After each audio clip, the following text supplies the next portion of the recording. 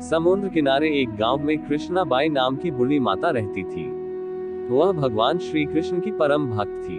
वह एक झोपड़ी में रहती थी। कृष्णाबाई का वास्तविक नाम सुखिया था, पर कृष्ण भक्ति के कारण उसका नाम गांव वालों ने कृष्णाबाई रख दिया। घर घर में झाड़ू पोछा बर्तन और खाना बनाना ही इनका काम था। कृष्णाबाई रोज फूलों की माला बनाकर दोनों समय श्री कृष्ण जी को पहनाती थी और घंटों कान्हा से बात करती थी। गांव के लोग यही सोचते थे कि बुढ़िया पागल है। एक रात श्री कृष्ण जी ने अपनी भक्त कृष्णाबाई से यह कहा कि कल बहुत बड़ा भूचाल आने वाला है, तुम ये गांव छोड़कर दूसरे गांव चली जाओ। अब क्या था, भगवान का आदेश था। कृष्णाबाई ने अपना सामान इकट्ठा करना शुरू किया और गांव वालों को बताया कि कल सपने में कान्हा आए थे और कह रहे थे कि बहुत प्रलय होगा, गांव छोड़कर पास के गांव में चली जा।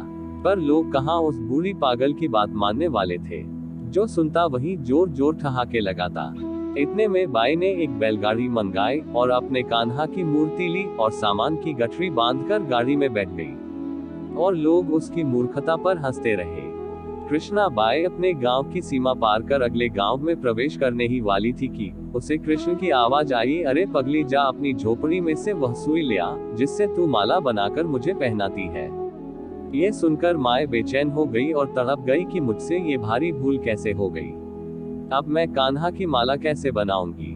उसने गाड़ी वाले को वहां रोका और बदहवास अपनी झोपड़ी की तरफ भागी। गांव वाले उसके पागलपन को देखते और खूब मजाक उड़ाते रहे। माए ने झोपड़ी के तिनकों में फंसी सुई को निकाला और फिर पागलों की तरह दौड़ते हुए गाड़ी के पास आई। गाड़ी वाले ने कहा कि माए, तू क्यों परेशान है, कुछ नहीं होना।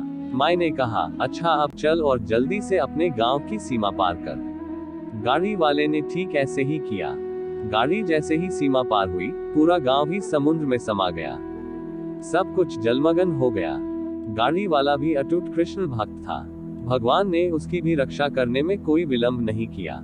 इस कहानी से हमें ये शिक्षा मिलती है कि प्रभु जब अपने भक्त की मात्र एक सुई तक की इतनी चिंता करते हैं, तो वह भक्त की रक्षा के लिए कितना चिंतित होते होंगे। जब तक उस भक्त की एक सुई उस गांव में थी, पूरा गांव बचा हुआ था।